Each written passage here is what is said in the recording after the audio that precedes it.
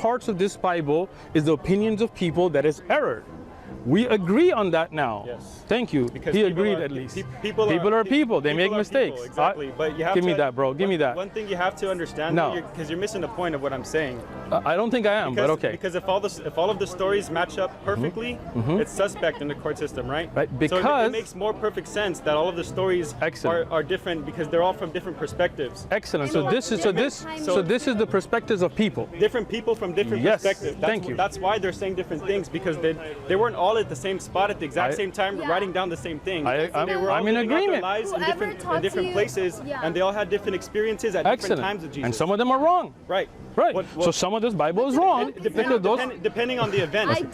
But there are wrong things in it, because he just said it's a perspective of people, right? Right. He agreed now, so at least he's on the same page. Let me put it this way, because now you're cutting me off a little bit. But I'm not. I'm listening. Let me try to put it this way. Okay. For example, let's say I'm standing on way over there on that side of the courtyard. You're standing here, and she's standing way on that side. Okay. And right here in the middle, in between all of us, somebody gets stabbed, right? Gotcha. And we all give an account to a police officer of what happened. They're going to differ. We're all going to give a different perspective because we're all different people in different places experiencing the same thing at a different time. Excellent. So that's exactly why the accounts differ. So I'm not missing that point. I'm actually agreeing to it. Okay. So let's say you say a white man stabbed a Mexican man, right? And she says an Asian man stabbed a Mexican man. And I say a black man stabbed a Mexican man. Now, the same event, we all give 3 different accounts. One of us or 2 of us is wrong, right? So I'm in agreement with you. And here in the Bible, we see different accounts, so some of them are wrong. So there are errors here from people's perspectives. But the point that you're missing is that can I finish? It all has the I'll same, let you finish. Yeah, but it's all the same story. Okay, so I'm going to listen to him. It's all the same story. All the points connect, even though it's a different account and different perspective. As long as it's the bigger picture that matters. Okay, is what I'm saying. I'm letting you finish. So when you have errors, okay, then it cannot be considered the word of God, because you earlier agreed that God is perfect, he doesn't make errors. So the issue gets to be, now that you know there are different perspectives and errors, this cannot become our criteria for right and wrong, because it obviously has mistakes. Now I'm going to make an assertion to you that we have the Quran with no errors. 0. The words of God, not the words of men, not perspective, not what I saw and what he saw, and no errors in it. So why don't we make that the criteria of right and wrong, that which 0 errors? There's so many things that can point out. Please, go ahead, please. But I need to no, wait, I'm sorry. It's okay to hit your wife, first of all. Where does Allah say that? Quran 434. And plus, I don't want to be offensive. I'm sorry, go ahead. It's okay, go ahead, be offensive. So I want to do my research from my side, so I can, So, when we look at this, men are in charge of women. Men are qawamun ala nisa. The ayah, they are caretakers of women. What Allah has given over them and the other, and what they spend on maintenance of their wealth. So righteous women are those that are devout and obedient, guarding their chastity in their husband's absence. And Allah would have them guard, to keep themselves safe from fornication and things like this. For those wives from whom you fear arrogance, then advise them. What is the first thing you do? To advise them. You advise them. You don't hit them. It's not okay to just go ahead and start pounding.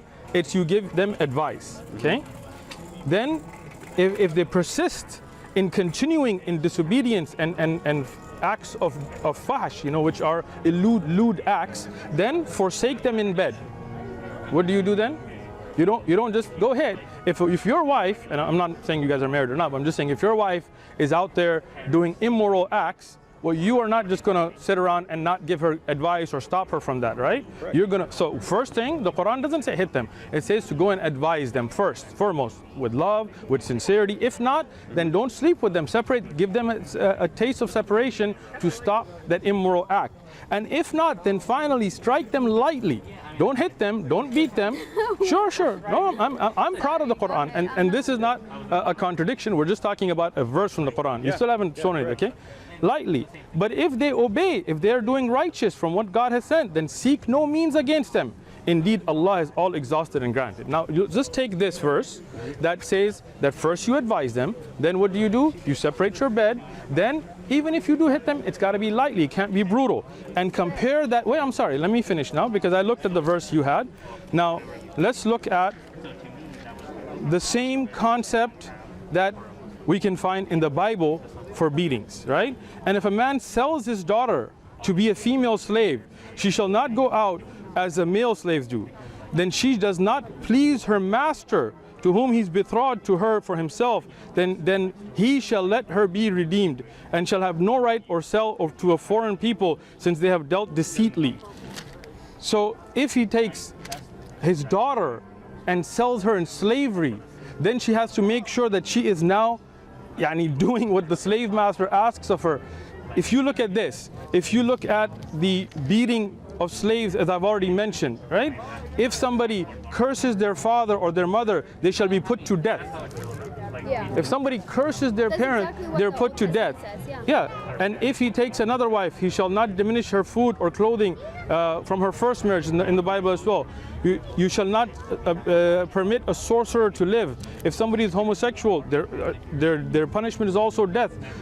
If you look at all of this, that verse is nothing compared to the beating of slaves with rods and killing them. So don't. I'm just saying, don't use a double standard. If you're going to defend this and saying beating of slaves to death was justified for some reason, then admonishing and advising your wife cannot be your objection to the Quran. Go ahead. Okay, thanks. You're welcome. But anyways, what I'm trying to say is that, as a Christian, when you become a Christian, Jesus came and he changed all the, I don't know how to say it. I'm losing all my words. Okay. So even Jesus only says to love your neighbor, right? Okay. Always treat them right, respect them. And in the Bible, it doesn't say anything about beating your wife, not even hitting We just her, mentioned those slaves, the beating was that okay? Slaves? Yeah. I mean, it's not okay, but if God says it's a Depends on what punishment. happens. Okay, so now look at the double standard, right? Look at the double standard.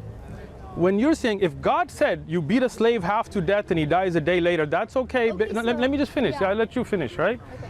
We have to have this respect that we've been having, okay? You're saying if God says to beat a slave half to death and he dies a day later, there's no punishment for you. That's okay because that's God. But when God says to advise women not to beat them and to separate the bread and even to stop them from immoral act, to hit them lightly, that's not acceptable. Well, if God, that's not what I was trying to say, because I lost my words and I couldn't I'm going to listen to you now. I'm going to listen to your words. Yeah. Okay. So what I was trying to say is that when God judges something, it's fair. Because Okay, excellent. I agree with you. Hold on. So whenever you go to a court, right? There's somebody that murdered. I'm sorry. I know you didn't murder anyone, but use me as an example. Me. Okay. I'm gonna use two. That's fine. Okay. So he murdered somebody, and then I guess you didn't do anything. So whenever God judges somebody, he could say he needs to be killed. I agree with you. That's a fair thing, right? That is. So when we read the Bible, God always does the judgments. Agreed. Always for a reason. Agreed. You know what I mean? But when it comes to your wife, you always have to love them. And when God made Eve from Adam, he didn't make her from the feet. She's equal, so he made her from the side. Does that make sense? I'm totally with you. Nobody needs to be hitting anyone. That's what we believe. Okay. But when it comes to killing, you slaves. showed me an example, Yeah. slaves and stuff. And I don't know what the meaning of slaves was back then than means now. a worker. Your worker, so it's okay to kill your worker. A slave back then was a worker, and a master was the boss. So it's an employer and an employee basically in today's terms. Let me let you finish, and then I'll speak. Okay. I'm speaking? Yes, please. I told you I'm gonna let you finish. Okay, yeah. So whatever God is doing when he says go punish these people, for example Sodom and Gomorrah, even Elijah went out to these people and he killed them. He made fire, come from the sky and kill them. There's always a reason, but there's no reason to hit somebody just because she's doing something wrong. Immoral things. You don't need to hit her because she's as equal as you, but you need to But a slave is okay to hit them. Leave her. I'm sorry? Okay, are you done? Yeah, go ahead. Okay. Now, please see that you're using a completely double standard. Let me just explain this.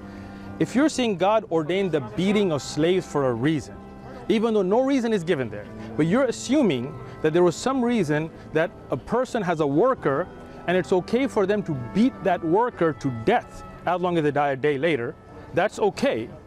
And when the Quran is telling you, this is also from God, right? If you're saying, wait, I'm sorry. Again, we're not going by perspectives here. You're saying that if God ordained something, there's got to be some reason behind it, right? But you're not giving the same justice to the Quran. When we're saying that what you find in the Bible, a servant of yours, right? and you beat them to death, there's not even any immoral act given here, and they die from that beating, such a severe beating, you're saying that's okay because God judges and that's God's judgment.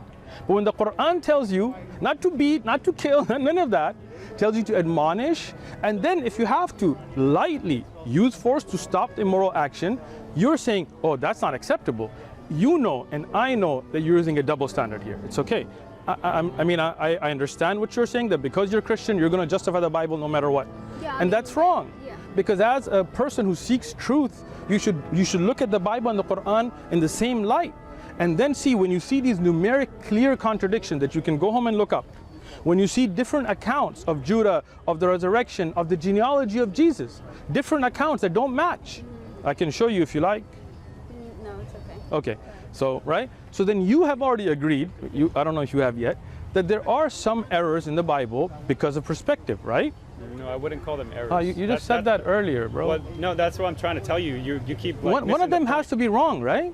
Technically, like the example you gave. But just because I saw something a certain way doesn't mean that I was wrong. So let's go back to your example. Let's go back to your example. You saw somebody get stabbed, right? Yes. Mm-hmm. And you said it was, I forgot, you said it was a white man that stabbed a Mexican man, for example. Either way, we all saw a different yes. man stabbed a Mexican So even though you said what you thought, you were wrong because it wasn't, right? Technically, yes. Yes, thank you.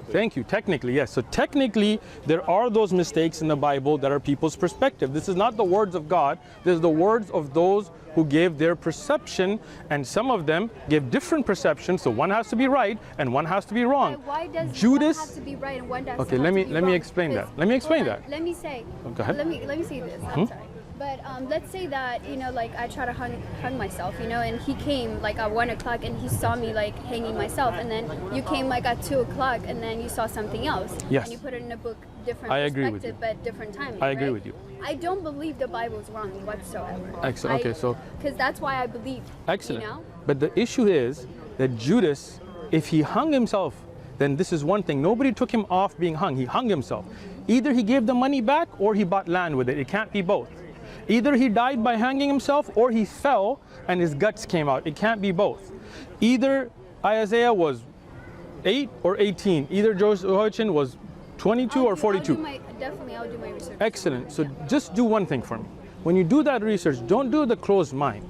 Don't just say, I'm going to justify this no matter what. If you find that there are actual errors that I've shown you here in the Bible, if you see those are different, then what you need to do is read the Quran open-mindedly.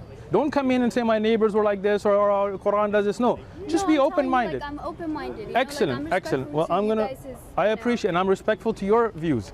I love to have a good, honest conversation. And these, you look at these stickies, don't think I haven't read the Bible. Don't think I haven't read it inside. Don't think I haven't studied with Christians. So it's not like I'm coming from a closed-minded perspective. I used to go to Bible studies before I chose to be a Muslim. All right? So looking at the Bible and the Quran, me and this brother here and that brother there and his father, we all became Muslims because we found this to be the true word of God, no contradictions, not people's perspective, no different ideas, one true message. Don't just go and Google mistakes in the Quran. You can if you want, but that's not going to help you. And if you do, bring them to me. Like, it's good to read it and stuff, and I appreciate it. But I'm not telling you that I'm going to convert to be Muslim. Nobody told you to. Did I ask you to? No, because I don't want. People. Sometimes people. Yeah, we're together. Look, but people sometimes edit it and like say that. Nobody's going to edit you. We're only going to blur you out if you like, right? And nobody's asking you or forcing you to become Muslim. All I'm saying is, read the Quran with an open mind. I would do. Allah guides who He wills. We don't force Islam on anybody. We can't force. Islam begins in the heart. How can I change your heart? I cannot. If Allah guides you, this is good for you. If Allah doesn't guide you, I did my job. Right? I respect your conversation. I really appreciate the fact that both of you are very respectful. We get some people here that are not so respectful. So we really appreciate it. And I hope that this doesn't come off as any kind of disrespect, but rather research that I hope will be for the truth seekers. Yeah, of course. Thank you so much. We'll definitely read this. I appreciate it. Not to prove it wrong or anything, but excellent. You are two good people, and I ask Allah to guide you to the truth. All right, and me. So nice. Thank you so much. We appreciate it. Thank you. We'll keep the Corona stuff going, so we'll try to end the COVID. Thank you. Have a good one.